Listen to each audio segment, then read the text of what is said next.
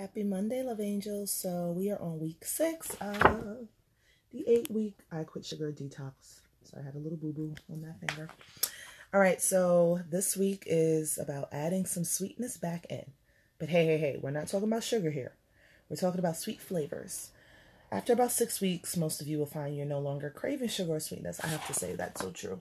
Like, normally after a meal, you want something sweet. I haven't had that craving.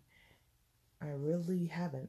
I've been tasting the sweetness in foods now, just naturally.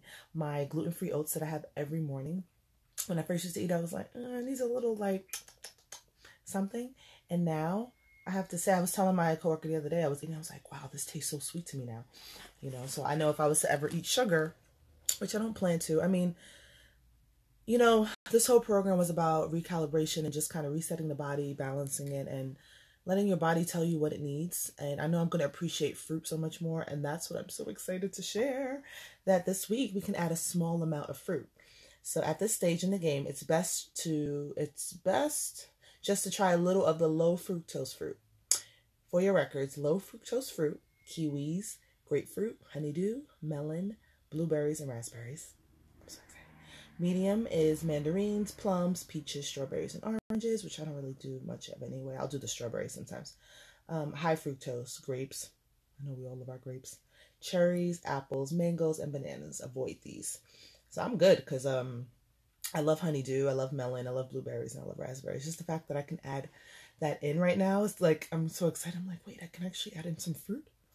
And this is perfect, guys, because I'm going to have to finish week 7 and 8 when I return. I'm going on a fitness cruise with some of the members at my church on the Norwegian cruise line. I'll be teaching Zumba Gospel. I'm so excited about that. And of course, when I looked at the dates, I was like, all right, it's going to cut in with this. But because of everything I learned and how I feel, I'm not going to revert back to what I was doing before, which wasn't even anything bad. I was eating healthy. I wasn't eating much sugars, but I was doing like the maple syrup at times. Prior to knowing how much fructose is in agave, just not knowing. When you know better, you do better. So I was eating all of these sugars that are considered natural, and they weren't that beneficial at all. I'm actually finding out that brown rice syrup is a healthier alternative than all the other ones. It says it's from fermented cooked rice, and it is a blend of complex carbohydrates, which is good. Maltose and glucose. It's relatively slow releasing sweetener, so it doesn't dump on the liver as much as pure glucose or sucrose does. Make sure though that the ingredients list only rice and water. So I'm looking forward to trying this. Some versions add extra fructose containing sugars. You can find brown rice syrup in health food stores and some supermarkets. Let's see. Beware. Even non-fructose sugars, such as glucose, are not good to eat in large quantities and will cause insulin wobbleness too, in far more manageable way. What's more, studies at the University of Washington have found that consuming any kind of sweetener, even the fake ones that don't contain sugar as such, can cause a blood sugar spike and continue a sugar addiction. Just a sweet taste can trigger insulin and metabolic responses. Eat sweet treats as treats only. Even when a recipe contains a safe sweetener, it should be eaten with care. People, because I use maple syrup or coconut sugar, it's a healthier alternative, but you don't want to eat it in large quantities or it won't be healthy anymore. Let's see. Okay. I had another. Okay, so this is something I'm learning about. First off, I'll give you guys a few tips you can try. So you can add in a few fun flavors. Vanilla powder sprinkled on yogurt. Cinnamon, instead of sugaring your coffee, try adding a dash of it to coffee as it brews. Licorice roots in baked things. A small teaspoon of the root adds instant sweetness. Almond milk added to tea as well as smoothies. I love almond milk. Sauteed onion to sweeten pasta sauces. Many savory foods have sugar added. This is especially true for foods with a tomato base due to tomatoes' acidity. Sweeten with lots of cooked onion instead. Let the onion caramelize on the stovetop until it's deeply golden, the sugar oozing out. Roast vegetables. Instead of dessert, eat the roasted vegetables at the end of the meal, and you will feel far less in need of a sweet. That's a good tip. The most dessert-like ones are sweet potatoes, squash, beets, and carrots. Lastly, sweet sugar-free drinks. Licorice root tea, chai tea, milk sprinkled with coffee, and herbal teas that contain roasted dandelion roots. Tastes like coffee, chocolate, licorice, cinnamon, chili, maca, ginger.